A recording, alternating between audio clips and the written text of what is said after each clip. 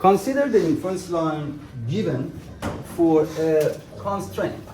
So I call it constraint. That constraint could be shear force, could be support reaction, could be moment, etc.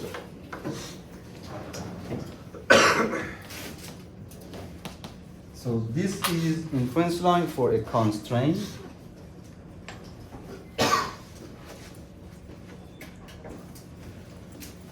Something like this.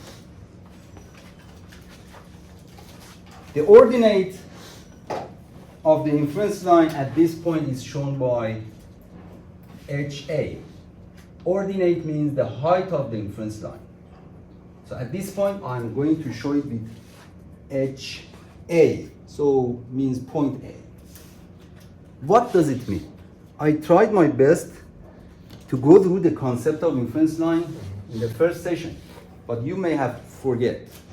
Anybody can voluntarily explain what is the meaning of this HA? Imagine you are going to explain this ordinate of inference line for someone who hasn't passed this course. So how do you explain the meaning of the ordinate of inference line?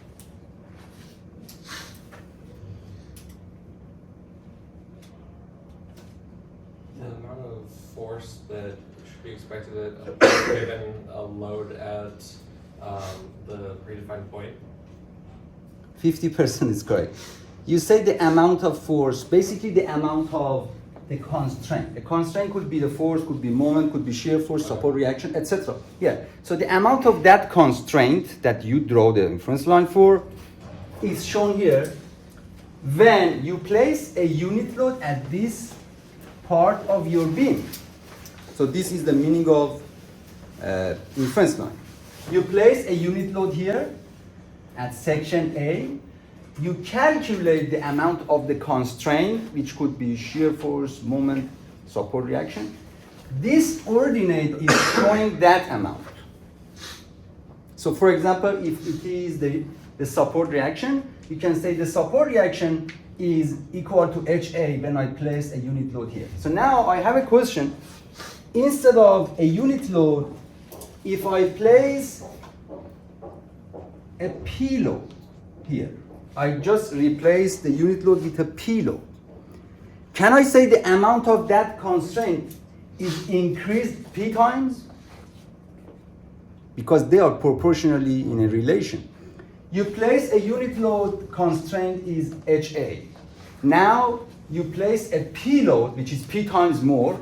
That constraint is increased P times more, because this is a linear relationship.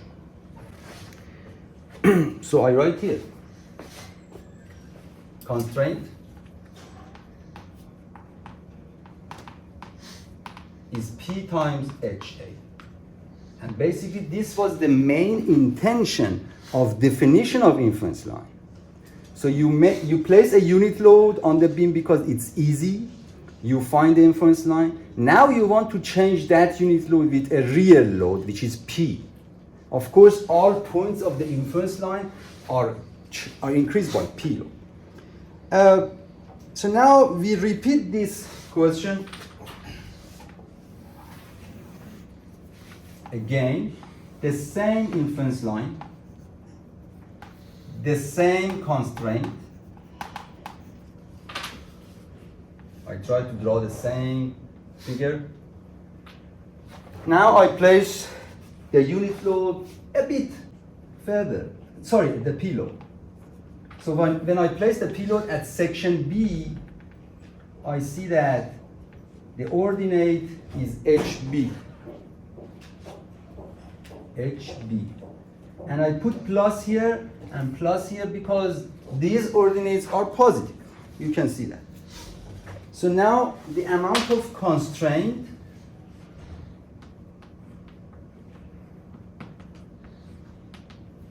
is P times HB in the same manner that we just discussed. Any questions so far? This is just about the concept of inference line, and you really need to understand it. It is important. All those Mueller method, etc., are actually based on this concept. So you need this concept for your future job when you are designing a bridge, because the vehicles moving on the bridge are basically this pillow. And you want to see the support reaction at bridge is maximum, minimum, etc. So you need to know the concept. Mueller method is just a theory and helps you to draw the inference line. Now I'm going to place both of the payloads. So again, I draw this this inference line. The same constraint and the same inference line. I try to draw in the same shape.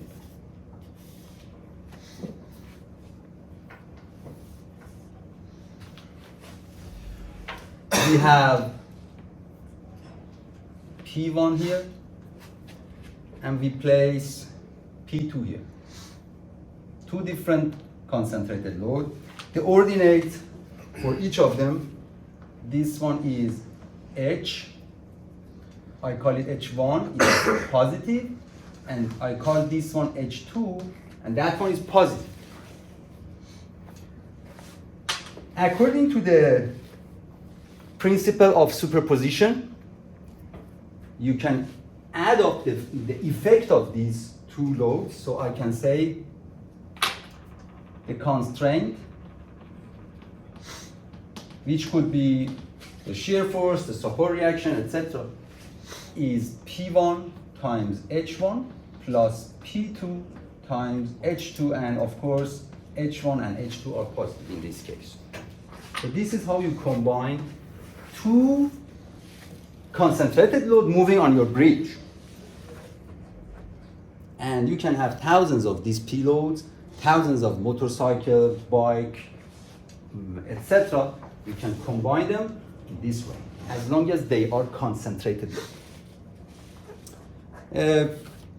The wheels of a train are considered concentrated load. The wheels of car, vehicle, the wheels of motorcycle, these are all concentrated load. Now we look at an example when we have negative ordinate.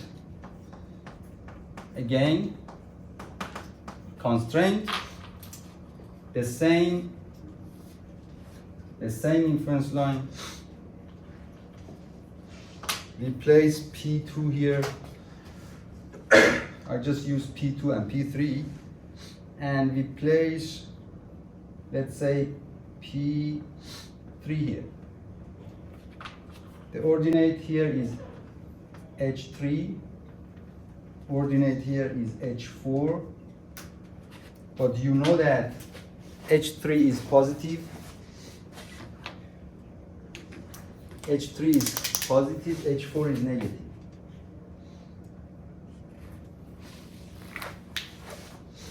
So when you substitute the values, one of them is positive, one of them is negative. Constraint is P2 times H2 plus P3, this is P, this is H3. This is H, let me see. 1, 2, let me change this. 1, 2, 3, 4. So this is H4, this is H3. Now it's correct. So P3, H3, P4, H4. One of them is positive, one of them is negative. Of course, the negative one, we cancel out the positive one. Okay. So now you, yes? Does P ever count as negative, or is it always positive? It depends on the sign convention. Yes, P has positive and negative. So if you assume the downward is positive for P, then it is positive. Yes. So let's say you have another load upward, then it is negative. So would it be, would it not be P3H3 minus P4H4? Yes, but the negative sign is already inside this. Okay. That's why I put negative. So it means H4 is, for example, negative 1H when you substitute. But in the formula, we just write them in this way. So now we solve one example from this concept. Consider there is a beam in this way. We have a fixed support here, a pin at point B, a pin support at point C, shear hinge at point D, and eventually we have a pin support at point E.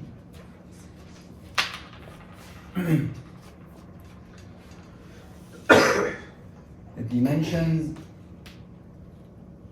3 meter here, 2, 1, and 3. Okay, consider this beam. This is not a question from the textbook, so you need to write it down. I read it slowly so you can take a note. A 3 tons load moves over the beam. 3 tons moves over the beam. Section A, determine the maximum of positive moment at A.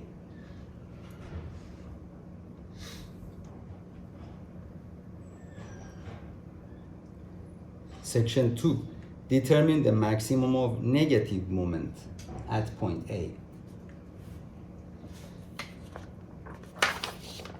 First step, you need to draw, because the question is asking about moment at point A, so you need to draw the inference line for bending moment. I try not to spend much time on drawing the inference line because we already discussed, we have solved a lot of problems. So if you don't remember, you can just go back and review. So I draw the inference line for MA. Inference line for moment at point A.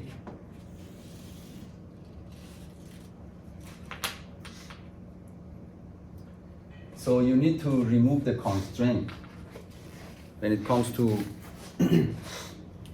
support A. We have horizontal, vertical, and a moment.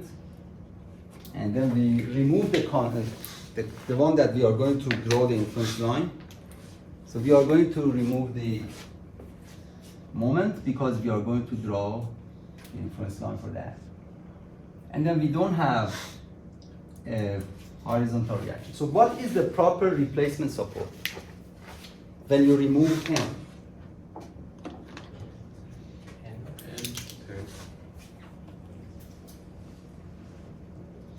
Yes, yeah, it's a pin support.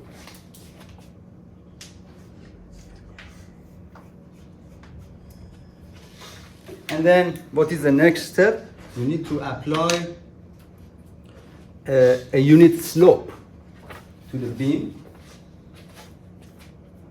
So when we apply a unit slope to the beam, it's like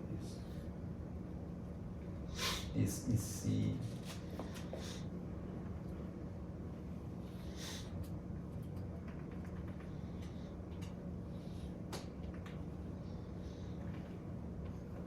Okay, this is D, E. This is the inference line. Now we write the, the values.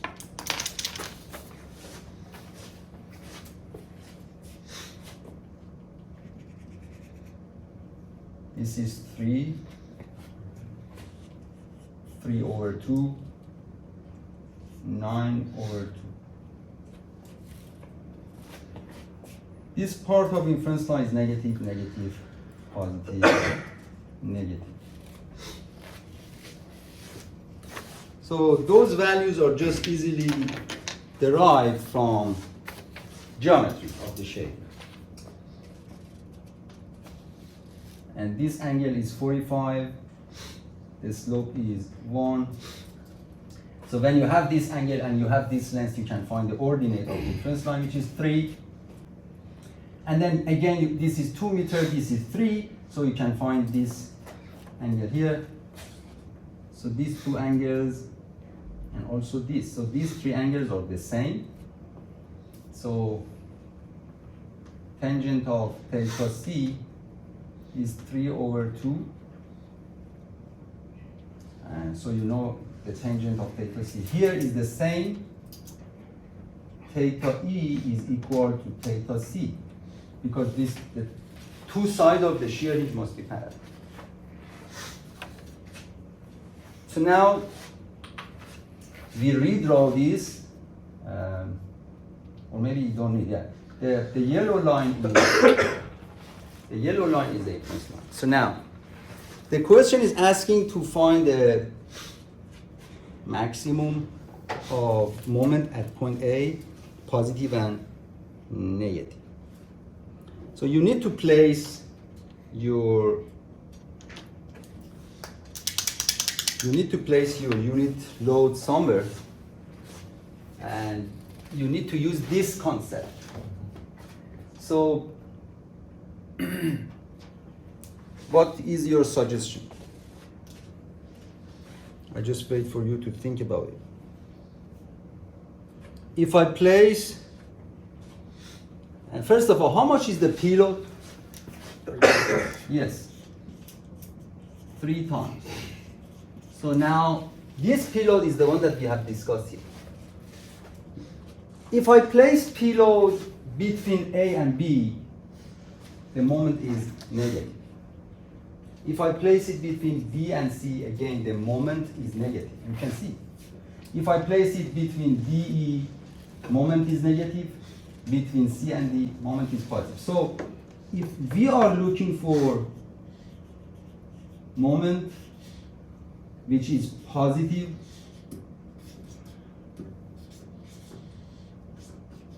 then we have to go for segment CD.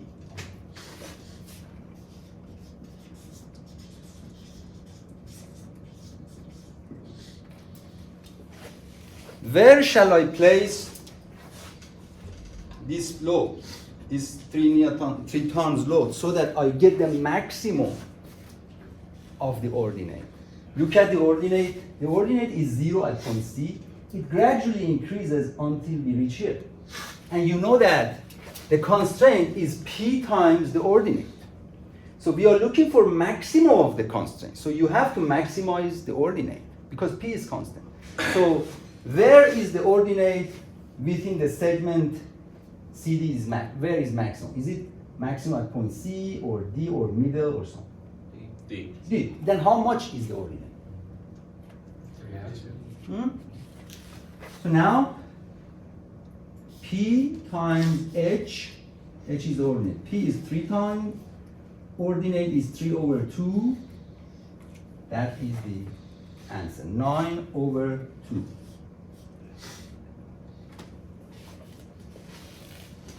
That's it.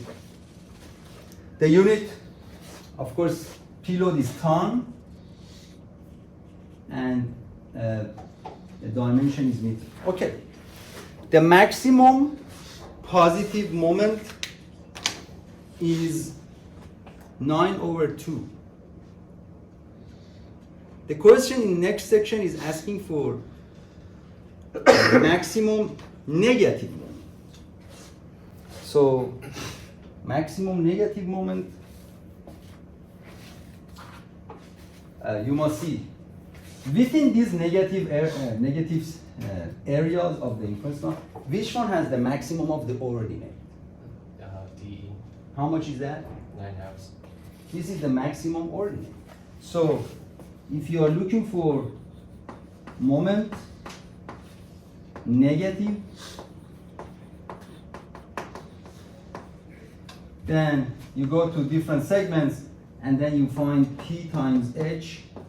P is 3 tons, H is negative. This was a question from Adrian. He said, is it negative? So we substituted with negative value, and of course is negative 27/2.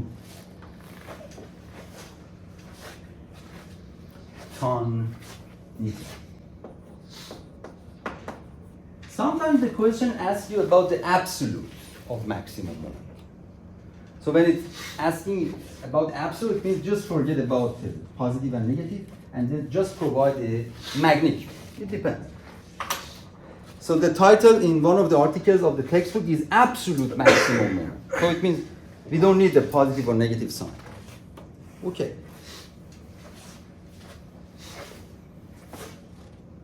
I erase this part.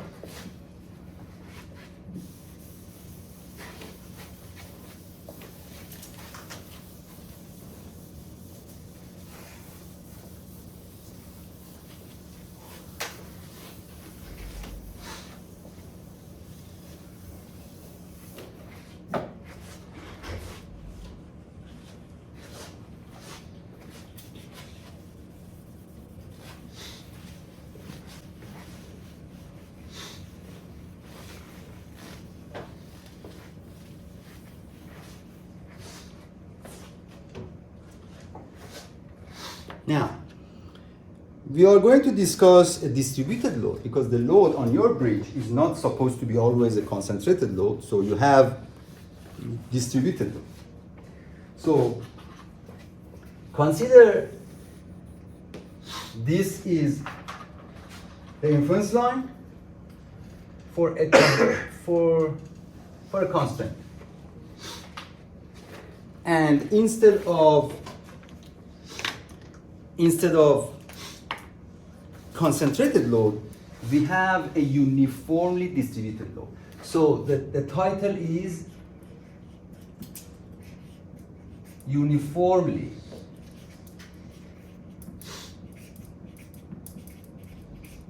distributed load. This is the title. Consider just part of that distributed load in this way.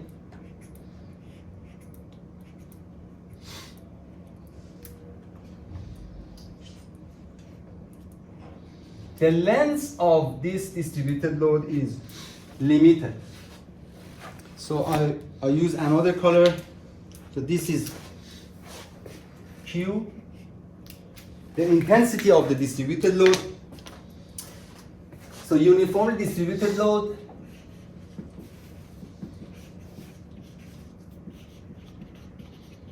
with limited length. It means the length of that distributed load is limited, and it is given in the question, for example, 2 meter, 3 meter, etc.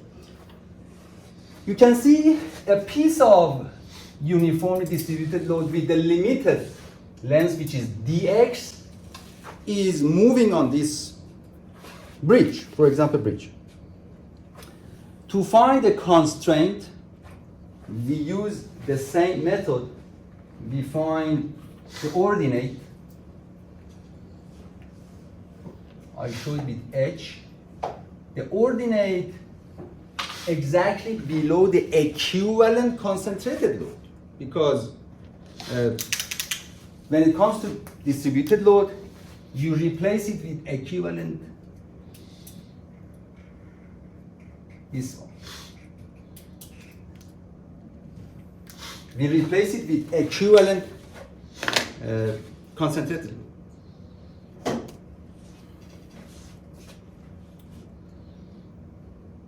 How much is that equivalent concentrated load? Basically, that equivalent load is Q times dx. And it is right in the middle of this rectangle shape. And you know that this is a uniformly distributed load. Okay, we use the same concept, and I'm asking you to tell me how much is the constraint in the same manner that we already discussed here, the one that I erased. You said the ordinate times P load. So now P load is Q times dx. P load was the concentrated load.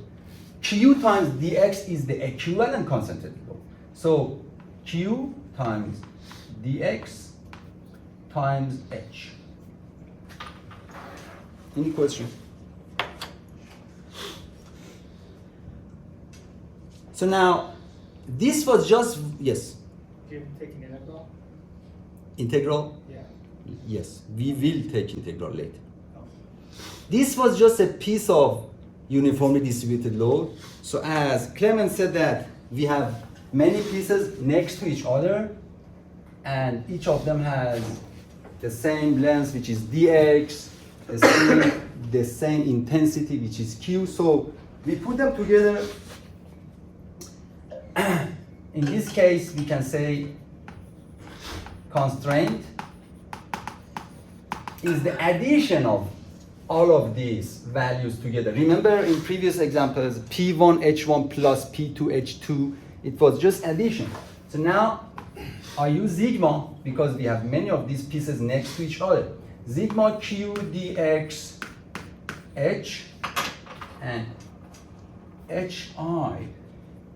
The indicator or the index starts from 1 and it goes to infinity if you want to have the most accurate result. Any questions so far? As Clement said, we just put these pieces next to each other. We add them together. Because there are many pieces, because differential of x is extremely small, so the number of the elements is infinity, so from 1 to infinity. This is the most accurate result.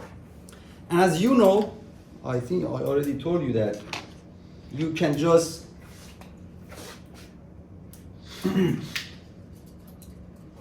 Q is constant, it is uniformly distributed load. So Q comes out of this sigma, and then we have HI dx, and then we have integral of H dx.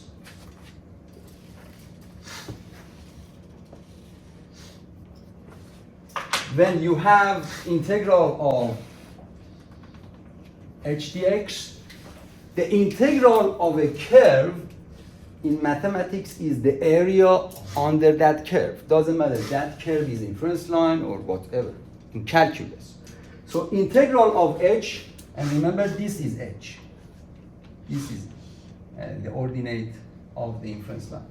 So basically this is the area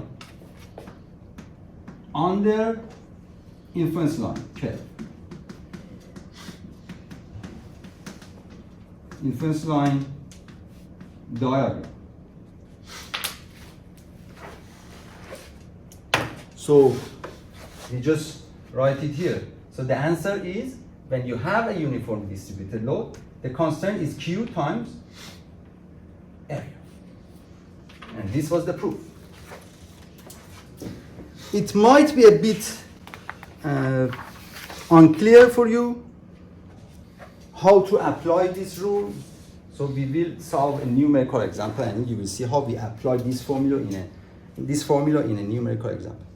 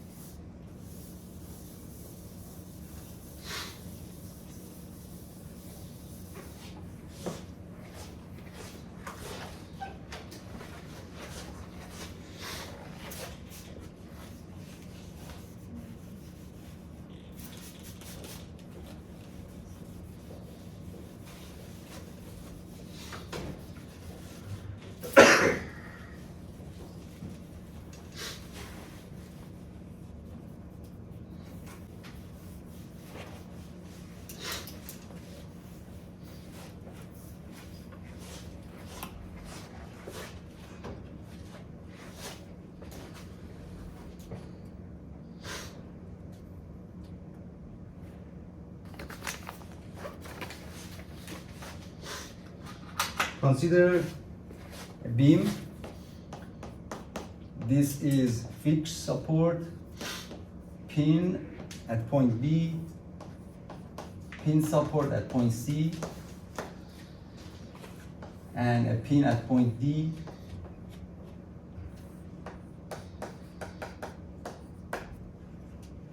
And the end of the beam is cantilever.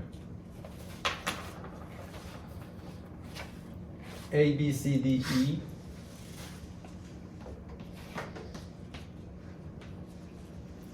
2 meter, 3 meter, 4 meter here, 3 meter and 4. So the drawing is not to the scale. The question is asking, so you can take a note, so I just read it slowly. A uniformly distributed load of 180 kilonewton per meter with the length of 2 meter moves over the beam.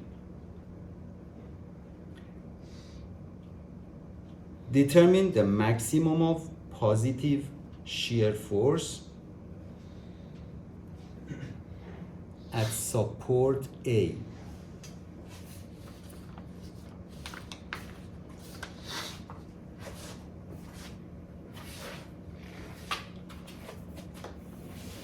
So the question is asking for maximum of shear force at point A when a uniformly distributed load is moving over this beam.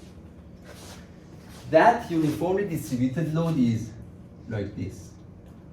It has a limited length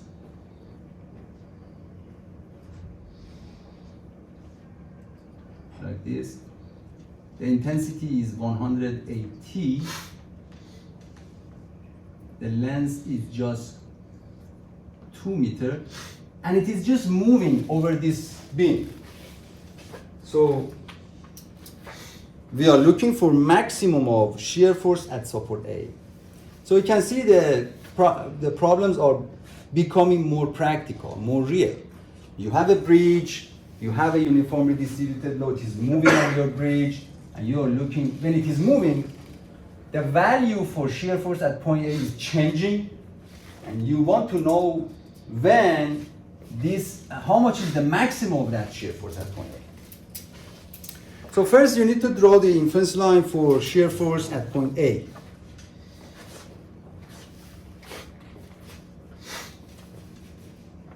Draw inference line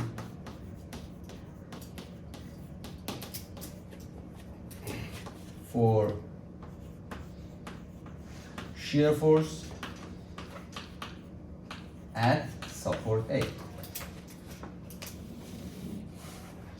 I try not to get involved in the explanation of drawing this shear force, but if you don't understand, just ask. So we remove the constraint. What is the proper support to be replaced with this fixed support at point A? Shear hinge, yes. So we have a shear hinge here, and then we lift it upward 1 unit, because so this is point B, C, D, E, F.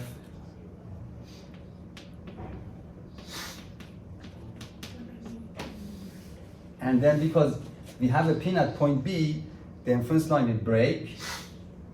Because BCD is a single continuous member, it doesn't break, it's just straight. And DEF is another member, so it breaks in this way.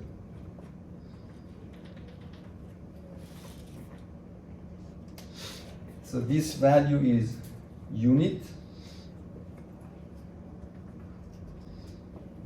The angle at point C, tangent of C, theta at C is 1/3. It's just based on the geometry. It's easy. And this value is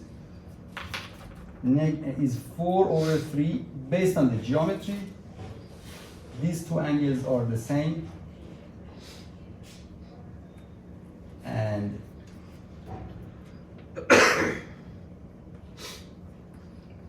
tangent of theta at point E is 4/9. The ordinate here is 16/9. So this is the inference line for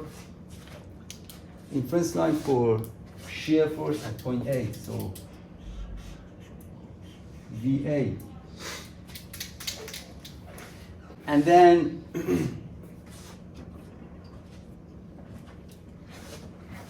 here is positive, positive, negative, negative, positive.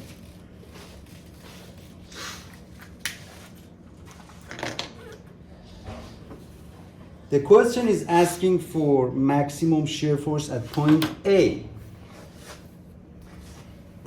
If we had a concentrated load, where would you put your concentrated load on this diagram to achieve maximum shear force regardless of the sign? It doesn't matter, positive or negative. We are just looking for maximum absolute shear force at point A. It doesn't matter positive or negative.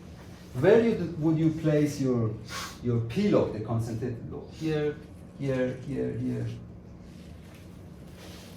Basically, you place it, I don't tell you. This is similar to previous example. F, yes, because F has the maximum ordinate compared to 4/3 compared to 1, 16/9 is the maximum. So you place your P load here. If you want to have maximum absolute shear reaction at point A. Now we don't have a concentrated load, we have a distributed load. And if you want to maximize the amount of constraint, you have to maximize the area. Maximize this. So you must place your uniformly distributed load somewhere to achieve the maximum area below the influence line. Because Q is constant, it's a uniformly distributed load. So if you want to maximize your constraint, which is the shear force at point A, you have to maximize the area below the influence line. So look at the length, 2 meters. So I grab it and place it right here. Maybe it's better to show the dimensions again, even if we have them at the top. 3 meters. Again, this is not to the scale. 4 meters.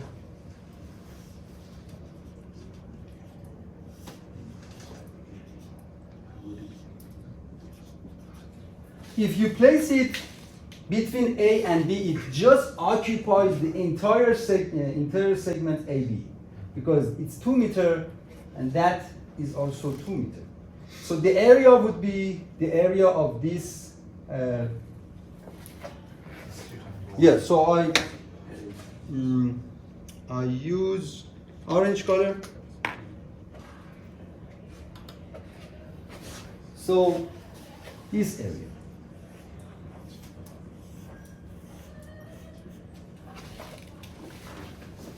What is another possibility?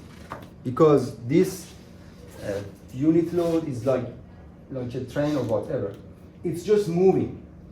If you place it here between B and C, do you achieve a greater area than this? No. No. So you just calculate, you know that this is less than, okay. If you place it between C and D, It's negative, so it wouldn't be the max. it doesn't matter, Yeah, we're looking at the absolute. Oh, regardless of the sign. absolute. Absolute value. Basically, you can just do a simple calculation. So you reject BC, you reject CD, you reject DE, but when it comes to the end, look at here. This one you need to reconsider and calculate this area to see. Maybe it's. So basically, there are two critical situations after doing a simple calculation. So we are going to calculate this area, and then we want to see which one is greater.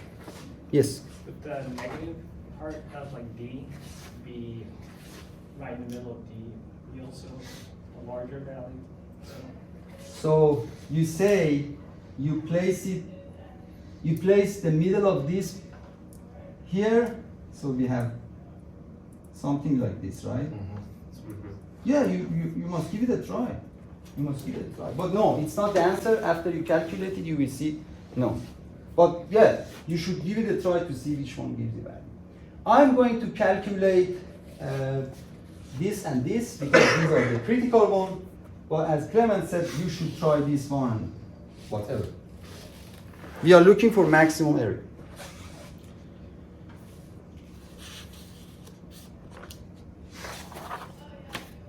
So, how much is the area for this? The area is 2 times 1, which is 2. When it comes to this trapezoid, if you use the geometry, let's use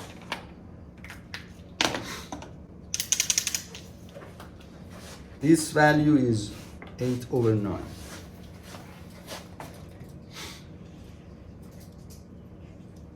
Eight over 9. And I give you time to think about it. It's just based on the geometry. Similar triangles. You know that this dimension is 2 meters, and you know the entire dimension is 4. So just write the compatibility equation and you find this.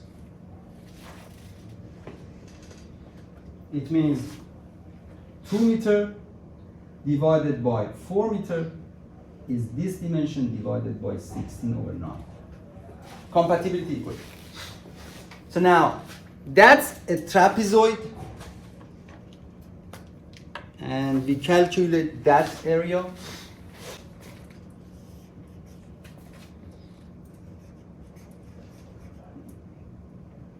It is 8/9 plus 16/9 divided by 2 times 2. You know how to calculate the area of trapezoid.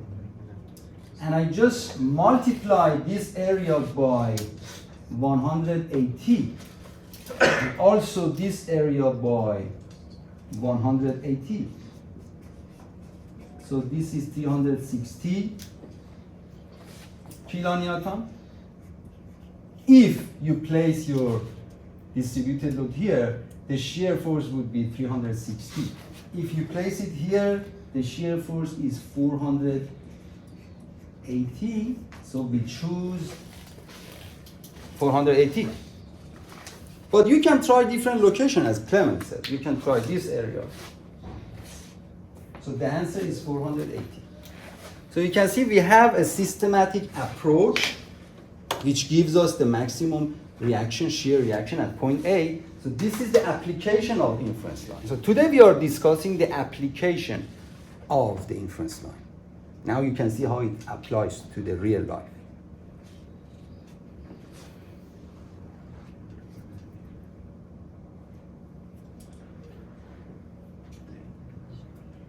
Any question?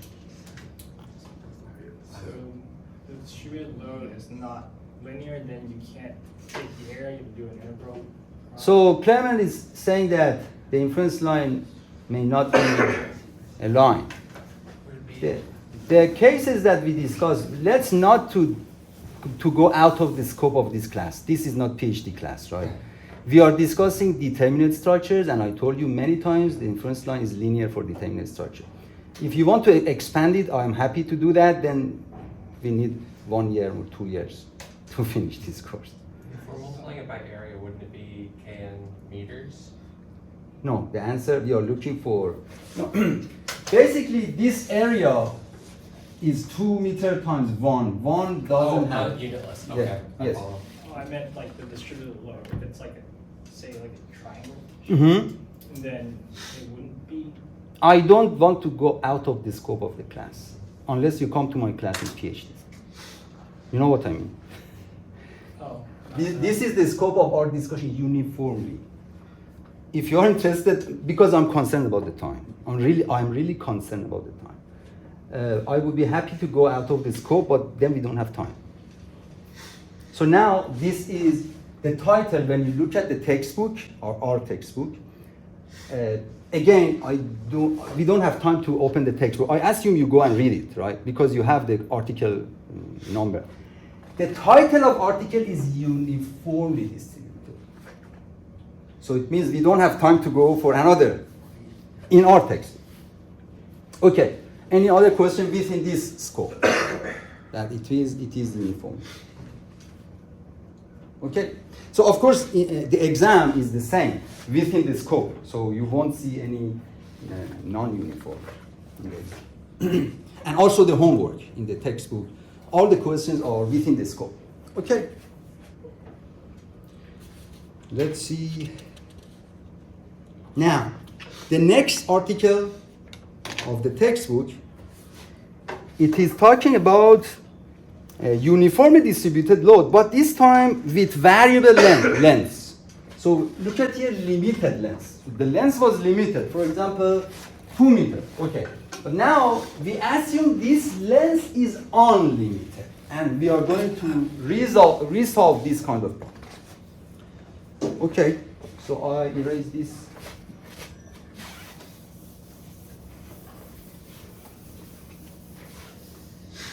Unlimited.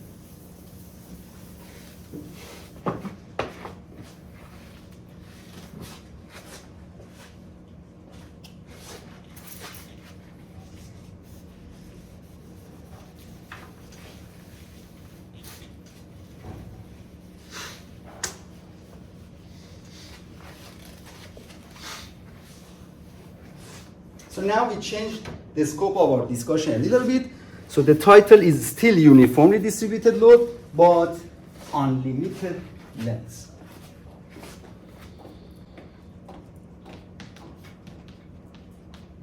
Uniformly distributed load.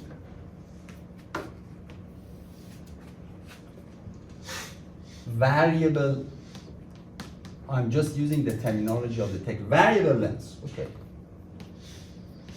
This is a better terminology. So it means that the length could be shorter, could be longer, we don't know. We assume the length is variable. So the length is not given. Instead of 2 meters, for example, it is x. It's a variable. Now we try to solve the same problem with a little changes. We have a beam. A is a fixed support. We have a pin here.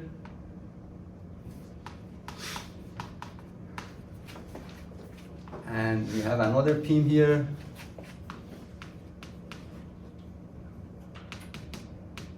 Support E and cantilever.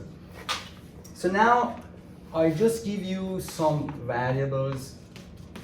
The length from A to B is 2L, B to C is L, CD is 2L, DE is L, and L. Okay.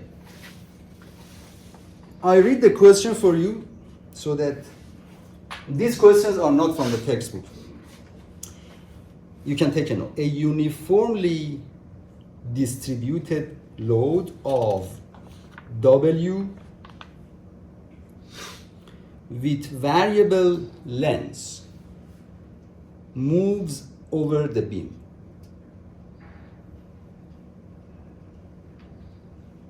Determine the maximum moment at point A.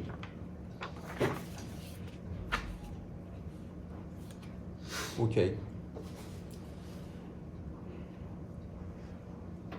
What is the first step? As usual, the question is asking for, so we have a uniformly distributed load. The intensity is W. The length is variable, and it just moves over the beam. The question is asking for maximum of moment, and the question doesn't tell us positive or negative. So what do you do, Adrian? When it doesn't mention positive or negative, it means you go for absolute. So it means you have to calculate the positive maximum and negative maximum, and then you see which one is maximum, regardless of the sign. So we are looking for maximum moment at point A. This is the question in this example. The first step, as usual, you need to draw the inference line for what? Tom? A. What? The moment at A. Moment A, yes. Inference line for moment at A. Okay. So, Adrian, what is the proper replacement support for point A? After I remove. Since we're doing a moment, Mm-hmm. We remove the moment at point. We remove the moment constraint at point A. Then this fixed support must be replaced with something. become a pin. Mm-hmm. So we put a pin here, as usual. This is A, and then we apply a unit slope, right? Do you agree, Clement? Unit slope. So that so it becomes. This is B, C, D, E, F.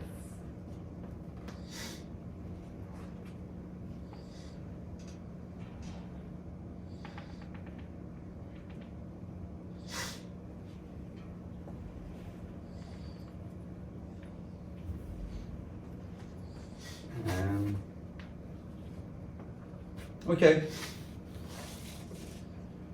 This is how it looks like. Comes down. Angle here is 45.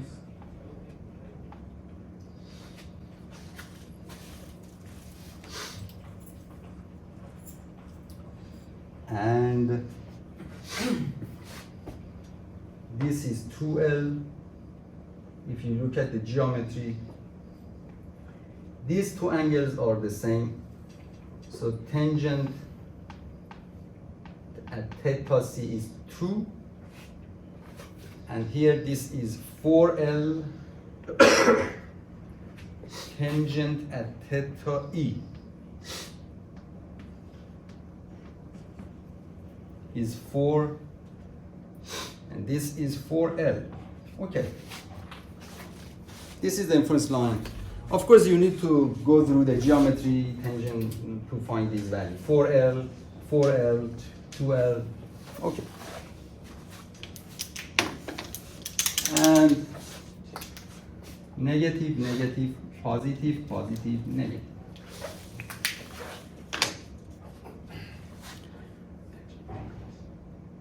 We are looking for maximum of moment.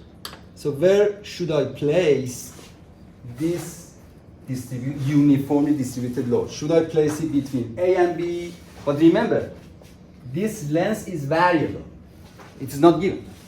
So it is up to you. You can make it longer, you can make it shorter, as long as that length gives you the maximum at point A. So I give you time to digest this concept. I'm going to find, because Adrian is concerned about the sign. So we say, okay, positive moment at point A, and then we say negative moment at point A. So we first go for the positive one. We are looking for maximum positive moment. So of course we have to go between C and E. That's the only choice. So where should I place it? Right at D, 4L. On what? Yeah, but how do I place this? Do you mean the middle of this at point? Yeah. This Middle of was that 4L, which is at D. before L. What do you mean? Yeah, but how should I place this? Remember, this one has a variable length. We don't know the length. So the length from here to here is 2L. From here to here is L. That one we don't know.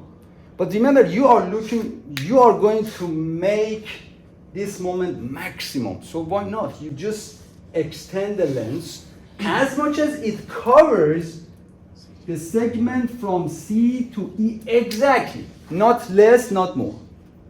It means you achieve the entire positive area. Not less, not more. If you increase the length, then it goes to negative, then it means part of the positive area is wasted. If you make it shorter, then you don't consider part of the positive area. So to achieve the entire positive area, you just consider this length to be 3L. Because they say the length is a variable. So it's up to you. Now, in that case, how much is the area? How much is this area? 6L squared. How much? 6L squared. Okay, 4L times 3L divided by 2. So it is 6L squared as Braden said. Yes. But this is the positive one. We have to repeat this process for the negative one.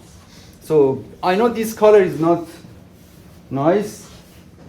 So those who cannot see, 4L times 3L divided by 2 is 6L squared. Because the background of the board is dark, so this is dark blue, so I won't use it anymore. When I use light pink color, then it looks like white. So now, Adrian, where should I place this variable length to achieve the maximum negative area? Shall I place it here or here? Is that? I'm assuming that. This is L. This is L. Oh no, between A and C. Between yes, because that gives the maximum negative area. So 2L. So shall I just cover from A to C? Yeah. Not more, not less. Okay. Because the length is variable. So the area. Braden, this is your job. How much is the area? 3L. How much? It's 3L. 3L? Okay. 3L times. Sorry, L squared. 3L squared. Mm-hmm. Okay. Yes, 3L squared. Yes. Which one is more? Of course, 6L squared. So we just choose this one because this one gives us the maximum area. And then you want to find the M. From here, M, the constraint for M, maximum. And of course, that one is positive because we know it. So maximum positive moment, which is the maximum absolute moment, is the area times the intensity, which is W. That's it. 6L squared times W. So this question could be in different way. I mean, I could give you the amount of L in the exam. L is 10 inches. I can give you W 10 kilonewton per meter. But this length is variable. I don't give it to you in the exam. That's it. So this was a sample question for uniformly distributed load with variable length. Okay.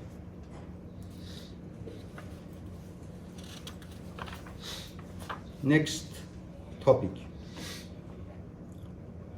Any questions so far? So I erase that part.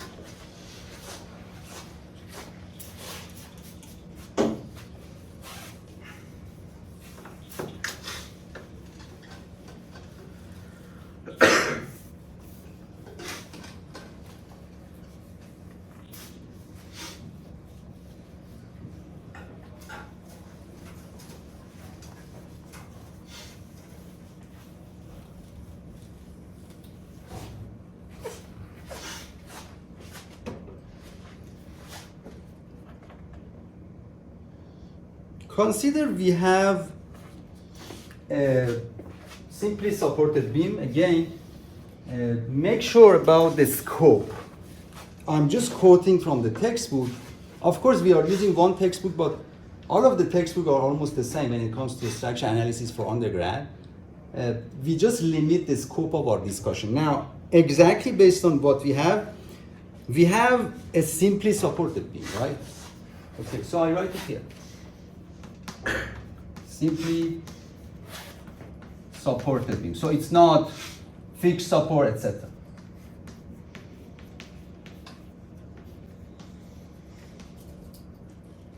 And then we have a series of load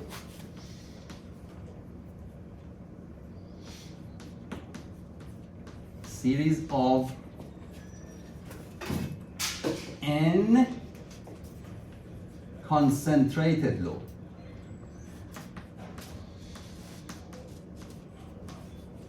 So it means there are many concentrated loads together moving on a simply supported beam, which could be, for example, a bridge. And then we are looking for, so first let's draw it. Okay, this is a simply supported, what we mean about simply supported beam is this one.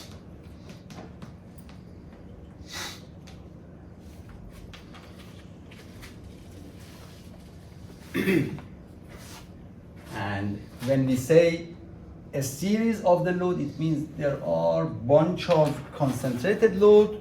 For example, P1, P2, and then 3 dots here. It means there are many. And the last one is Pn. So many concentrated loads together are moving on this bridge. So that's why we call it a series of n concentrated loads. So this is the scope. So they are not uniformly distributed load, they are concentrated load, and the beam is simply supported. Now, in this case, we are looking for maximum of absolute shear force.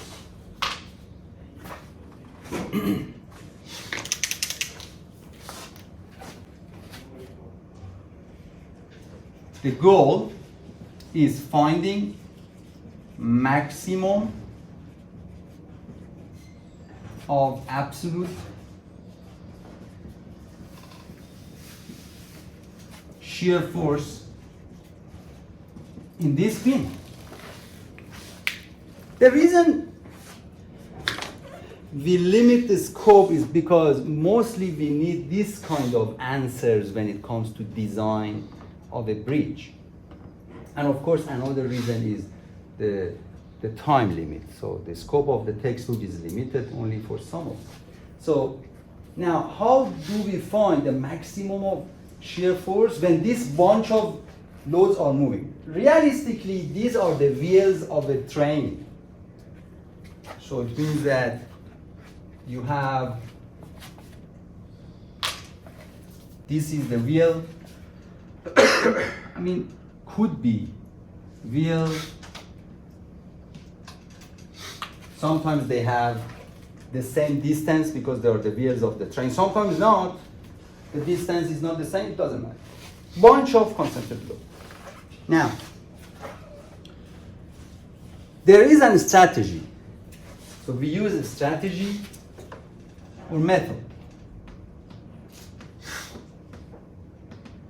to find this maximum shear force on this bridge. That strategy says that it can be proved that the maximum shear force will occur when this bunch of loads are either at the far left or far right side of the beam. So it means you just grab this bunch of concentrated load, grab them, but remember the distance is already given. Place Pn at point B, so it's one choice, and again place P1 at point A. So two situations. far right or far left of the beam is where we place this bunch of loads. And then the support reaction, beam support reactions are the maximum shear force. So if you look at the textbook, you can see this information, but not actually in a discipline. So I just summarize them here, but I advise you to go and read the textbook with this title. And now here, if we have time, we are looking at one example. So now, before I go to the example, I just need one of you to explain your understanding for this. So I would say, this is the beam. Okay, so A, B, 10 meter. And we have bunch of loads, P1, P2, and P.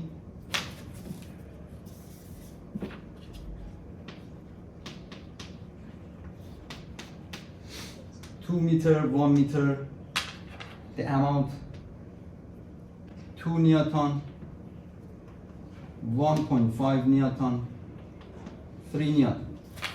The question is asking you to find when this series of concentrated load, there are 3 in this example, 1, 2, 3. When they are moving on this beam, how much is the maximum shear force at this beam? So look at this method and tell me what you want to do. Put P1 on A. Okay, so Braden said we grab this bunch of payload, we place the first one at point A, so it would be like this. This is 2 Newton, and next one is 3. Next one is 1.5. The distance is 2, 1. How much is this distance? 7. This is first case scenario. So now in this case, Braden is going to calculate the support reaction. Which one do you think? RA or RB? Which one is maximum? Look at the heavy side of the beam. The left side is heavier. So if I call it RA and RB, Clement, do you agree RA is bigger than RB? Because this side is heavier, right? Okay. So what you need to do is calculate RA. Then how do you calculate RA? This is not a difficult question. This is a simple statics question, right? For example, you take a moment about point B. Then you can find RA. Do you agree? So it's not. So from here you can find RA, but this is the first case scenario. Braden said we place them at left side. Left, okay, we are done with this. Now we have to place them at the right side. And again, we repeat this process. We find the maximum support reaction, and then we see which one is more. So now, let's do it.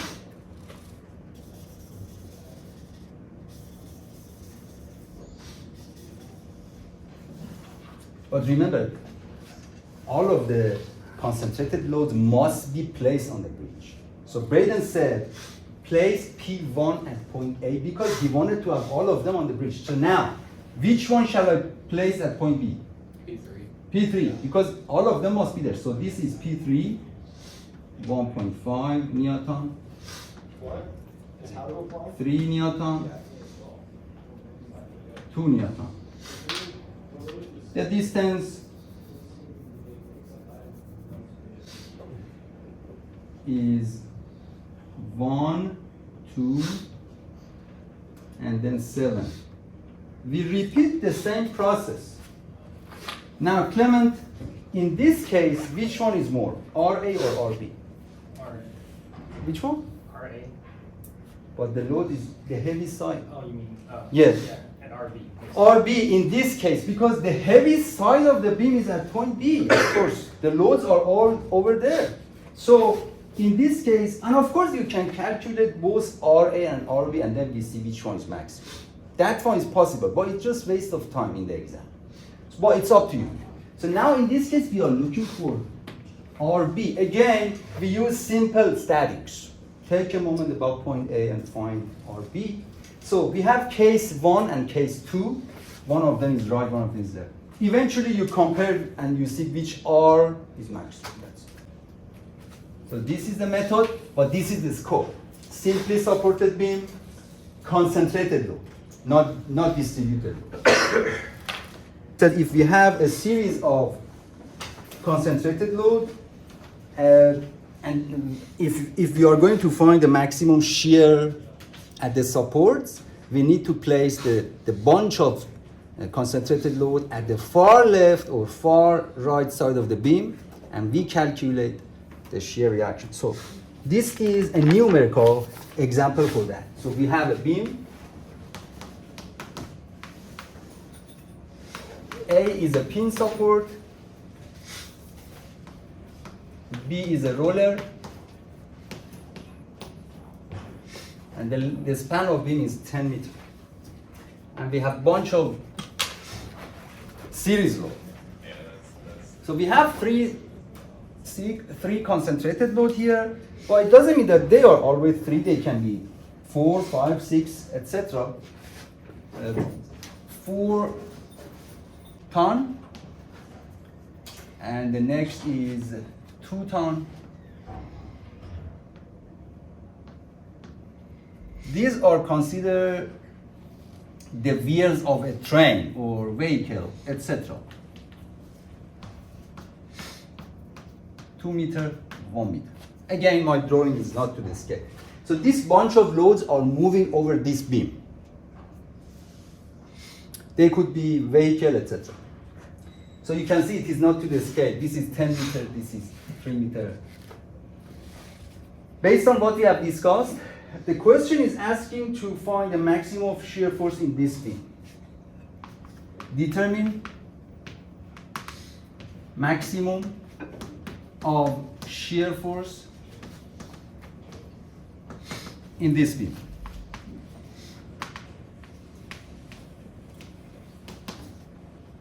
So when this bunch of loads are just moving.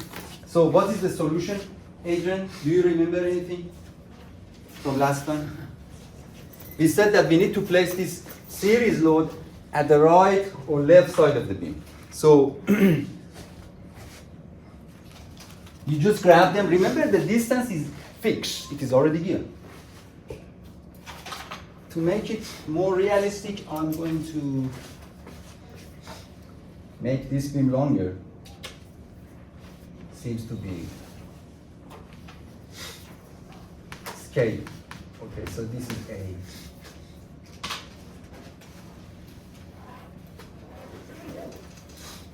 So this is 10 meter.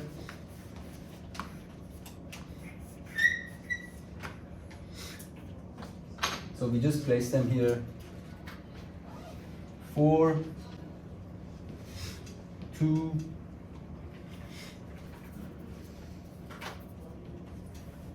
1. So 10. Distance is given. 2 meter, 1 meter, and of course the rest is 7 meter. So we place them at the left side. Any questions so far? And then we calculate the support reaction. The maximum reaction will occur in the support. So I call it case number 1. When you place the series load at the left side.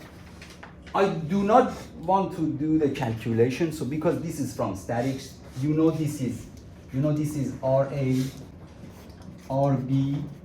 You take a moment about point A in this case. sigma m about point A is 0. And from here you can find reaction at point B. 14.6 tons. Any question? We repeat this when we place this bunch of load at the right side. So this is B.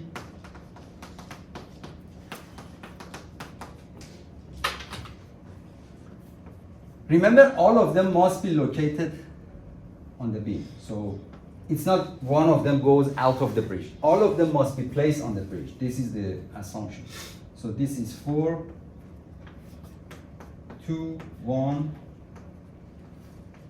7 meter. We take a moment about point. This is case 2. We take a moment about point B. And from here, you find RA.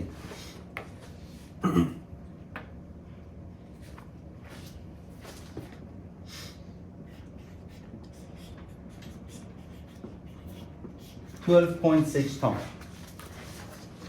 Okay.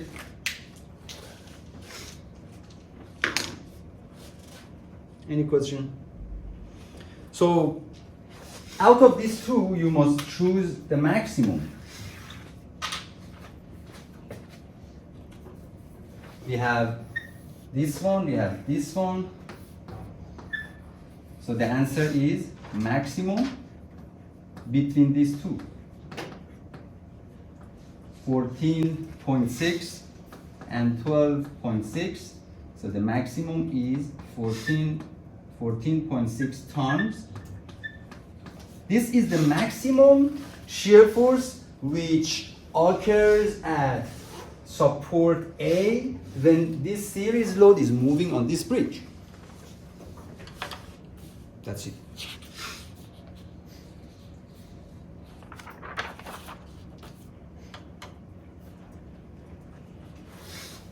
Now, another discussion.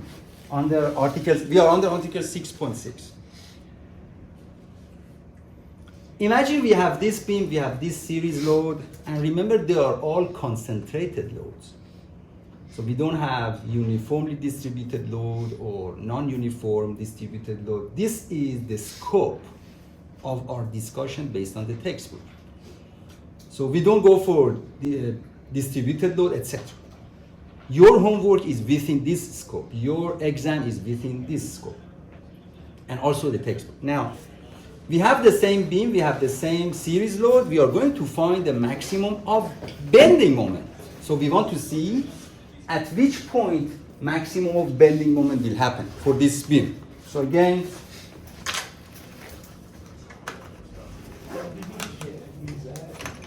we have a beam from point A to B. The span of beam is L.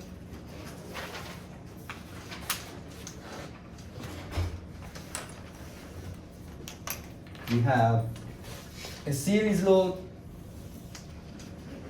P1, P2, P3, 3 dots, and Pn.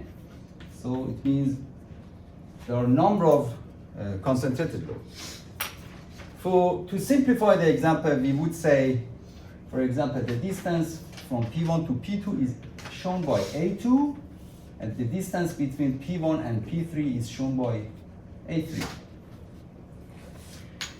From the statics, you remember when you draw the shear force for a beam under only concentrated load, the shear force looks like this. Shear force diagram, it is something like this. Do you remember? Because we have just concentrated load. If you have only concentrated load, the shear force is bunch of horizontal lines like this. And then if you draw a bending moment diagram, BMD, because integration of this is bending moment diagram. So when you have horizontal forces, when you integrate from horizontal lines, the integration is inclined line. So you expect to have something like this.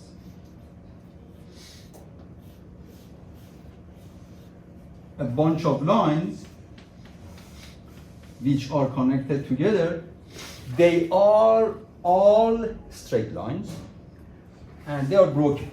So this is typically the diagram for bending moment, and this is the diagram for shear force. Definitely. And remember, the assumption is having only concentrated loads. So you don't have concentrated moment, you don't have distributed load. If you have only concentrated loads, shear diagram typically looks like this. Bending moment diagram is composed of a bunch of broken lines. We take a benefit of this, and then we say, okay, so bending moment diagram for this bunch of loads when they are moving on this bridge looks like this, typically. It can be proved that the maximum bending moment that we are looking for maximum of bending moment, but we don't know the amount of bending moment. We don't know the location. Maybe it happens here, maybe here. We don't know. It can be proved, and you can take a look on the textbook, that under one of these loads, for example, under one of these points, maximum bending moment is 4. So, for example, in this shape, this is the answer. So,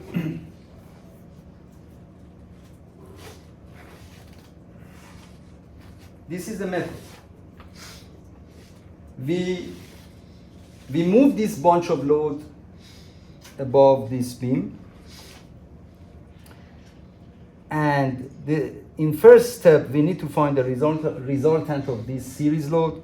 In the second step, we know that maximum of bending moment happens when the symmetric axis of beam. Okay, so this part requires your understanding. So you need to focus. Just 30 seconds.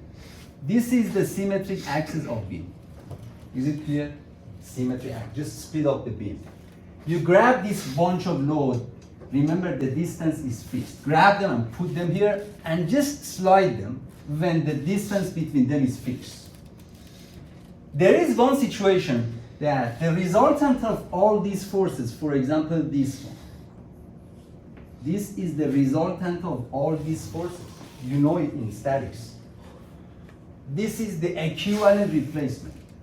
When you find the resultant of these forces, one of these concentrated forces is closest to this resultant in terms of location. Definitely one of them is close, is a close friend. Grab this bunch of loads, slide it over this beam in such a way that the symmetric axis split up the distance between these two. It means the dashed line must be symmetric axis. Again, there is one of these loads which is closest to the location of the reaction. So you can find it, because you can find the reaction and its location from statics. And then, for example, in this case, it is P2. Grab this bunch of loads, slide them over beam, and move them in such a way that the symmetric axis of beam split up the distance between that nearest force and that resultant. It means this distance, these two distances are the same. In that case, draw the bending moment diagram from statics and calculate the moment here right below this nearest load. That moment is the maximum moment that we are looking for.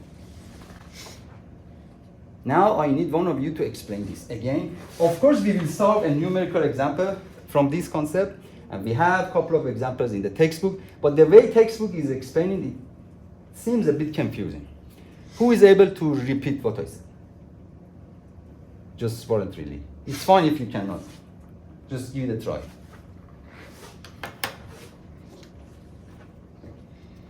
No? Tommy, there is no choice. Since you are the person who come earliest most of the time.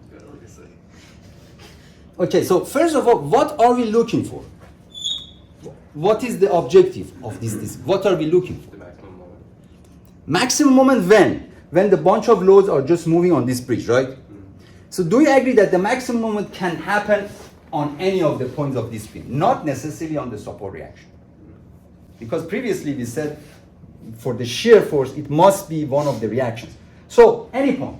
So I am saying that the first step, step number 1, I summarize this step with Tommy, and Tommy must approve.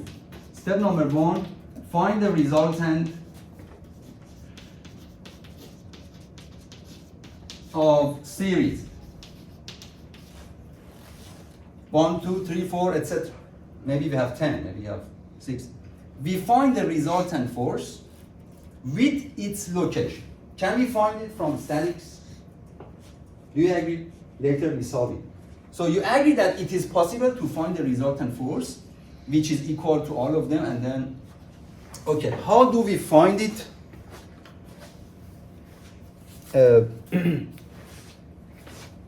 I'll give you a simple example. If this is P1 and this is P2 and P3, this distance is A2, this is A3. If you want to find the resultant, you just remove all of these loads, and instead you just put R. Do you agree R is P1 plus P2 plus P3? Because it's a resultant. The only problem is that we don't have this distance, X. We don't have it. So it's better to take a moment about this point, I call it O. When you take a moment, the moment must be the same because R is the resultant and replacement. So we take a moment about point O, P1 times 0, so sigma m about point O is P1 times 0 is plus P2 times A2 plus P3 times A3. Tommy, is it correct or not? I take a moment of these three forces about point O. P1 is exactly located at point O, so the distance, the arm is 0, the distance is 0. That's why I put 0. P2 has distance of A2, P3 has distance of A3, right? And this one must be equal to the moment produced by R times X. Braden, do you agree with this? Absolutely. So from here, we can find X. X is P2A2 plus P3A3 divided by R. But remember, R is P1 plus P2 plus P3. I'll give you 1 minute, look at it, ask your question. This is step number 1. In step number 1, we need to find the resultant and its location, and we did it for this simple example.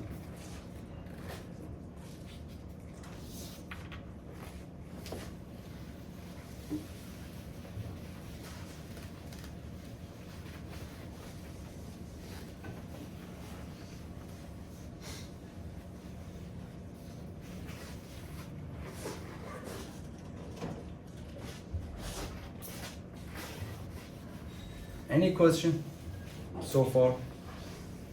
We are developing the steps for this method.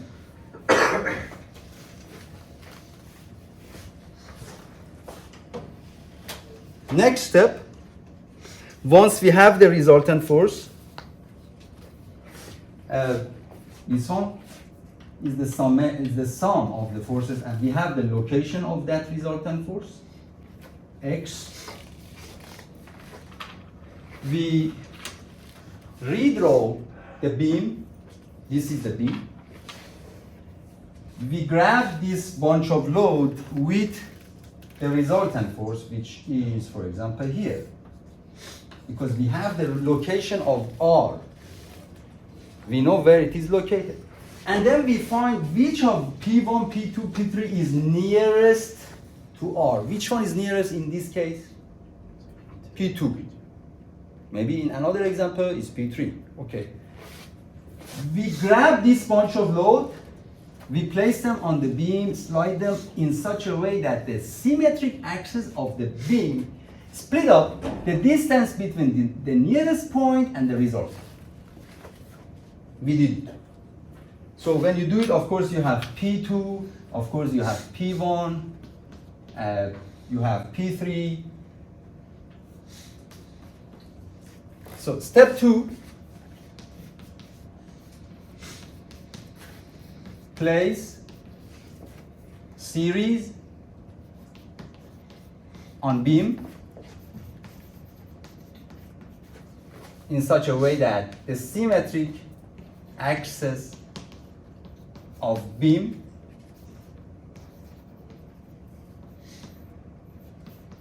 split up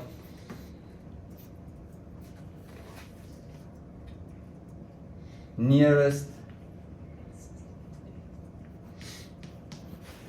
load and resultant. This is step 2.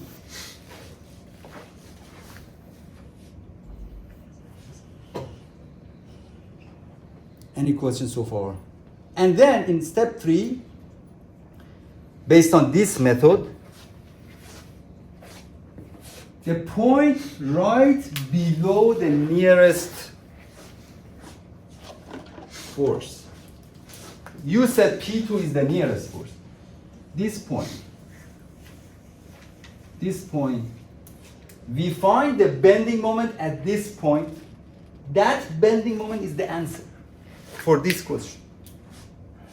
That's it. This is the method. Of course, it is written in the textbook, but I'm just summarizing.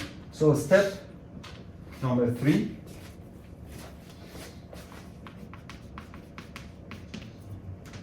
Moment under nearest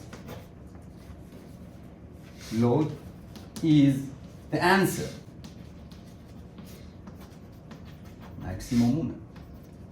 So now we solve a numerical example. Of course, it is not still clear for you. So we solve a numerical example and we repeat all of this process. So meanwhile, you are taking a note. I draw the question here. I don't erase that. You just take your note and then we can solve it.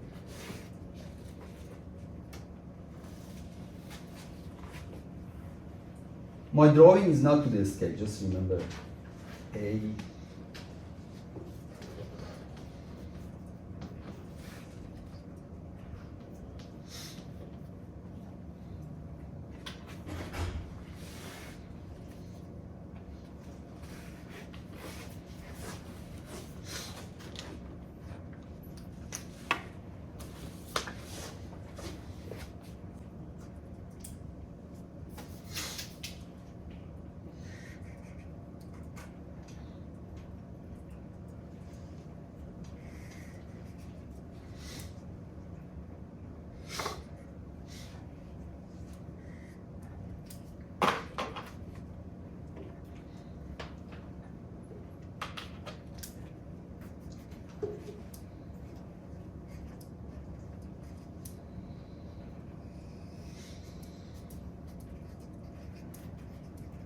This is the series in this example.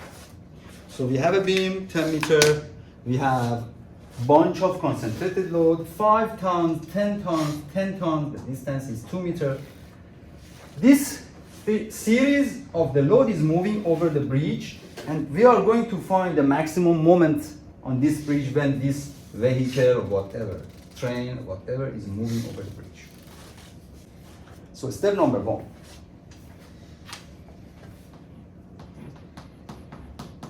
And then when we solve it, I just leave the statics part to you. I write the answer, but I leave it to you to do the simple calculation later. It's just simple calculation. Because we should save the time. So step number 1, find the resultant. Okay, the resultant of these forces. X R is the sum of this. 5 plus 10 plus 10 is 25 tons. You just add them together. X is the location of this resultant force. I already proved it here. So you know X is this one. Simple proof. So we use the same formula. 5 times 0. This was the one that I discussed with Tony. 10 times 2. 10 times 4 divided by 5 plus 10 plus 10. So the answer is 2.4 meters. The same thing that we did over there. Nothing new. I'm just repeating that method with numbers. Okay. It means we have to carefully, this time I cannot tell you that the drawing is not to the scale. This time is important. X is 2.4. So it means X is basically the distance from here.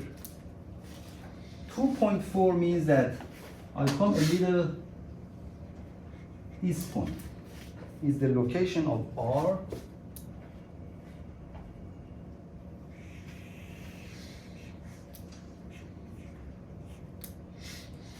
And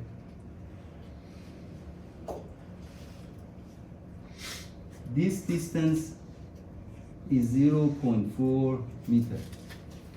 Any question? We just carefully draw it. 2.4, this is 2, this is 0.4. This one, if you cannot see here, is 0.4 meter. Now, the reason I say we have to carefully draw it, because now, race, which of these 3 yellow forces is closest to the R? The middle one. Yeah, 10 times, yeah. Okay, so we grab this bunch of forces, we put them over the beam in such a way that the symmetric axis split up the distance between the one that raised it and the resultant. Okay, so I'm going to erase that part.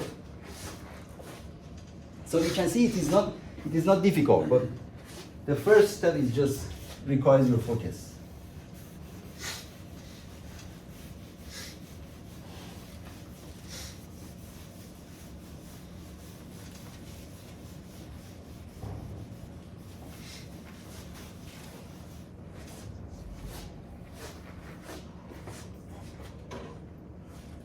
Okay. So we redraw the beam.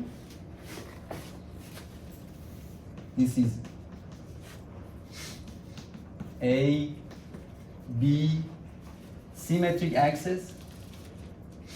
Symmetric axis. Then we have 5 and so 10. I try to draw it to the scale. This is 10, this is 5.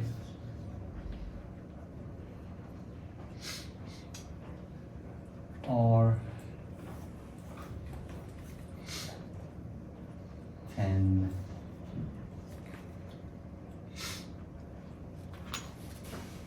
Okay, distance from here to here is 5.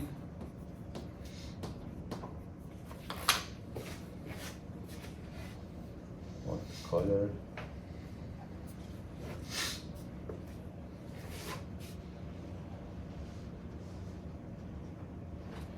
And this distance from here to here, 0.2, 0.2.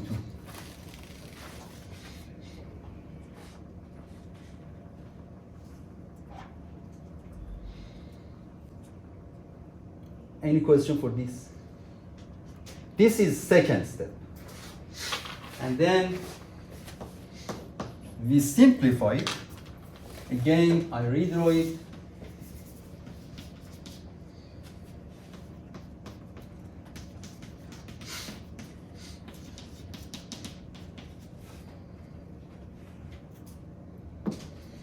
Symmetric axis. Now, any question for this? For this figure? The answer, now we are moving to step 3. Where is the answer, Clement? We are looking for maximum moment. Which? 4.8 times 10. This point, right? Yeah. So Clement said this point. So we need to find moment under the beam for this point. So I redraw the beam. We have 5, 10, this is 10, this is 5. And this time I do not draw the resultant because we don't need it. We are done with the resultant.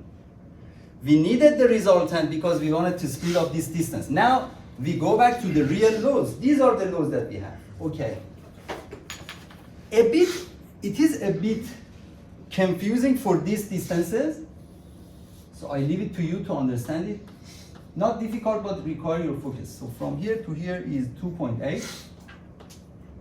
From here to here is, oh, my drawing is not to scale at all. This is 2, 0, 2.0.2, 1.8, 3.2. Look at this. It's not to scale. And try to understand. We already have the distance between these loads. Everything is given here. We have the symmetric axis, etc. So that is the number. So for this part, you need to be focused. Why this one, this one?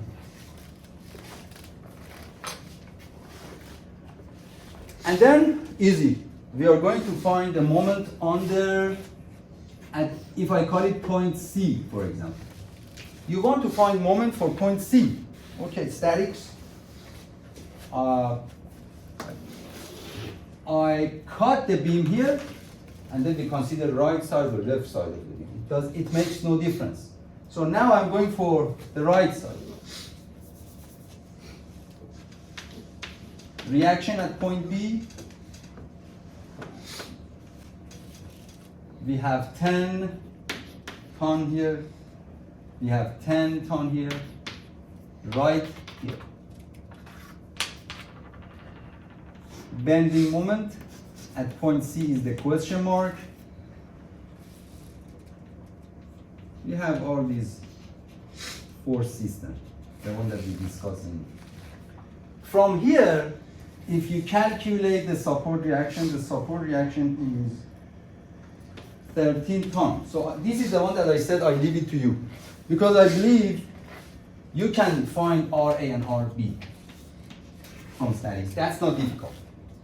Just to save the time, you can do it later, right?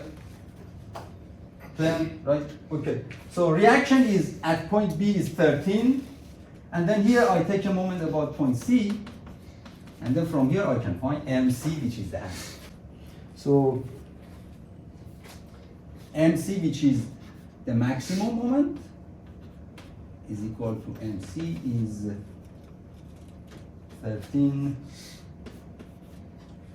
times 5.2 minus 10 times 2.